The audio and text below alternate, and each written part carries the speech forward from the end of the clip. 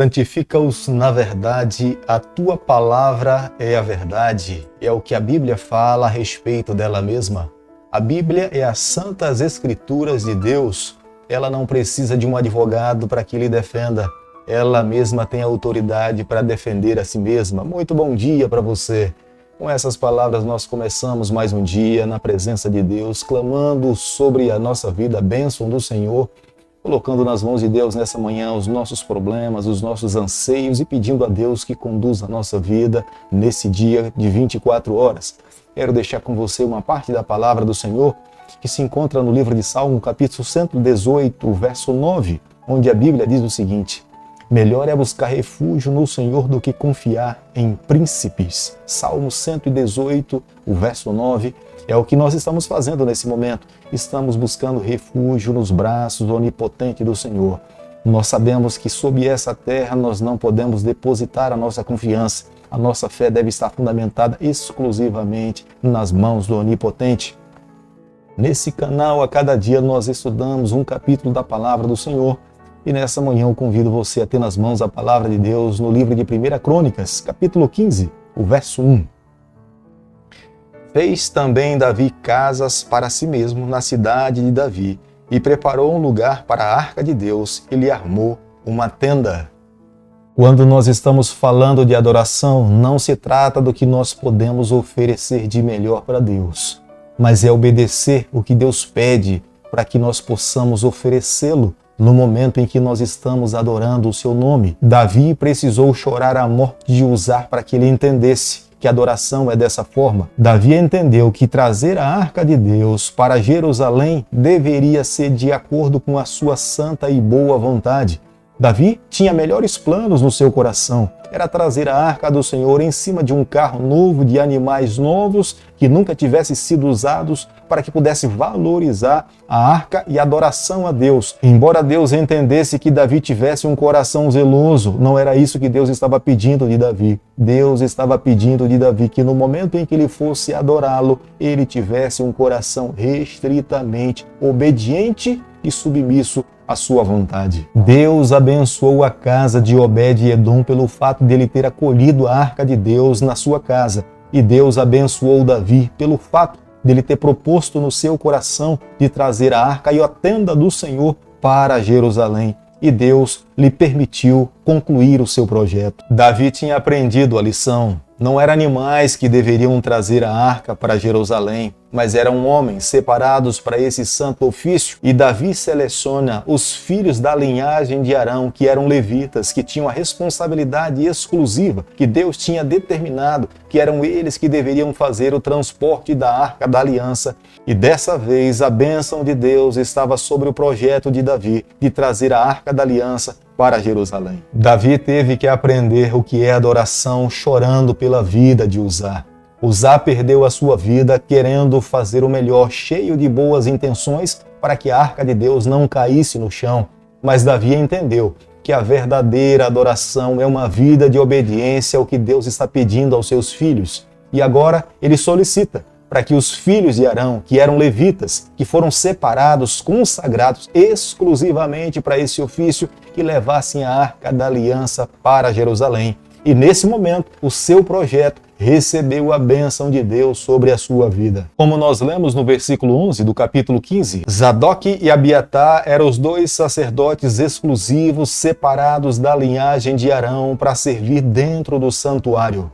Zadok servia na tenda em Gibeon. Abiatar servia no tabernáculo lá em Jerusalém. Mas pelo fato de Abiatar ter apoiado Adonias na revolução contra Davi, quem permanece exclusivo como sendo sacerdote em Jerusalém é Zadok.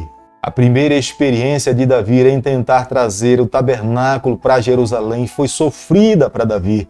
Mas, vivendo momentos difíceis, ele aprendeu que de fato é viver uma vida em adoração.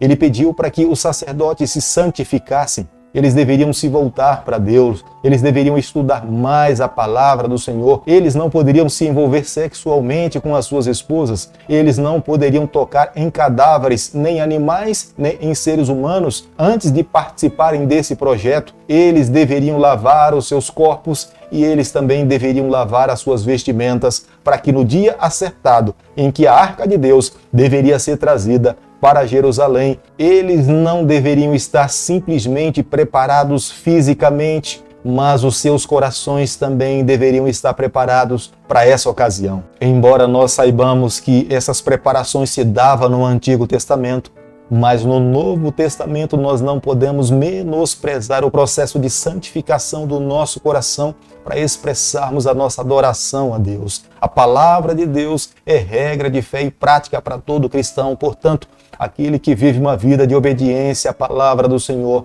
está preparado para se apresentar e expressar adoração ao Senhor. A vinda da Arca de Deus para Jerusalém foi marcada com muita música, com muito louvor. Nós não podemos nos esquecer que Davi era músico. Grande parte do livro dos Salmos é composto por Davi, que são músicas. O povo hebreu cantava. Nas congregações eram os hinos cantados em louvor ao nosso grande Deus. Davi, quando pastor de ovelhas, pegava a sua harpa e rendia louvores a Deus, e Deus se agraciou dos cânticos de Davi. Nós não podemos nos esquecer, nos dias em que nós estamos vivendo, nós precisamos cantar mais. O nosso louvor precisa brotar do nosso coração, de um coração agradecido, de um adorador que entende a soberania do seu Deus. E quando a Arca do Senhor foi trazida para Jerusalém, a música se tornou um emblema que ficou registrado no coração de todos aqueles que participaram da chegada da Arca e da presença do Senhor. Como nós podemos ler no versículo 20 do capítulo que nós estamos estudando nessa manhã, a Bíblia fala que a voz de soprano foi marcada naquele momento. Acreditamos que ali havia um coro de moças virgens que rendiam louvores a Deus como símbolos e instrumentos que emitiam o seu som em adoração ao Deus de Abraão e ao Deus de Isaac. A Arca de Deus, nesse momento, estava protegida por 4 levitas, para que ninguém tocasse, para que nenhum curioso pudesse tentar observar o que estava dentro da Arca do Senhor. O nome deles era Eucana, Obed-Edom, Berequias e Jeías. Davi é envolvido nesse processo de adoração a Deus. Ele tira a sua vestimenta de rei, a sua coroa, e coloca sobre ele a estola sacerdotal. Se identifica como sendo um sacerdote e entra no processo de adoração a Deus, reconhecendo a bênção de Deus em vindo morar dentro de Jerusalém. É por isso que Mical repudia a atitude de Davi. Mical era a filha de Saul, esposa de Davi. Ela não conseguia entender de fato o que estava movendo o coração do rei. Davi estava extremamente feliz. Era um ato de adoração, mas Mical jamais tinha visto Davi envolvido num processo de adoração como estava acontecendo naquele momento. Havia razões para que Davi se comportasse daquela forma. Mical estava acostumada com um tipo de adoração que tinha acontecido no reinado do seu pai. Era mecânica, era ritualística, mas ao se deparar com a adoração espontânea do coração livre, alegre, feliz, ela não consegue entender o comportamento do seu esposo. Mas Davi não estava preocupado com o tipo de compreensão que Mical pudesse ter. Davi estava, acima de tudo, preocupado de expressar para Deus o verdadeiro sentimento de gratidão que tomava conta do seu coração. Querido amigo, nessa manhã, ao concluirmos o capítulo 15 do livro de 1 Crônicas, eu e você, nós precisamos levar no nosso coração algumas verdades. A primeira dela, toda nossa expressão de adoração precisa estar pautada na palavra de Deus. Se nós falamos que vamos adorar ao Senhor, nós precisamos ter plena certeza que a palavra de Deus é que conduz a nossa vida. Tudo aquilo que nós falamos que é adoração, mas foge da revelação divina, nós precisamos repudiar. É por isso que toda vez que nós formos adorar ao Senhor, nós precisamos avaliar as nossas ações à luz da palavra do Senhor. Não quero dizer para você que nesse processo de adoração não esteja envolvido o sentimento do coração humano. Nós somos um ser completo. Não tem como separar da adoração a emoção, a alegria, a felicidade, os sentimentos que o Senhor colocou dentro da nossa vida. Mas todas essas ações precisam ter como base a palavra de Deus. Por isso que nessa manhã convido a você a nos humilharmos diante de Deus, a estudarmos mais a sua palavra, clamarmos pelo poder do Espírito sobre a nossa vida, para que a cada dia nós possamos ser verdadeiros adoradores do Senhor. Querido Pai, nas Tuas mãos, nessa manhã, nós nos colocamos. confessamos as nossas falhas, nós abrimos o nosso coração, nós queremos ser do Senhor exclusivamente. Fica conosco nesse dia, nos toma nas tuas mãos, nós oramos, nós pedimos e o fazemos em nome de Jesus. Que o Senhor te abençoe e te guarde. Que Ele faça resplandecer o seu rosto sobre você. Que Ele tenha misericórdia de você. Que sobre você nessa manhã Ele levante o seu rosto e conceda a sua paz em nome de Jesus. Amém.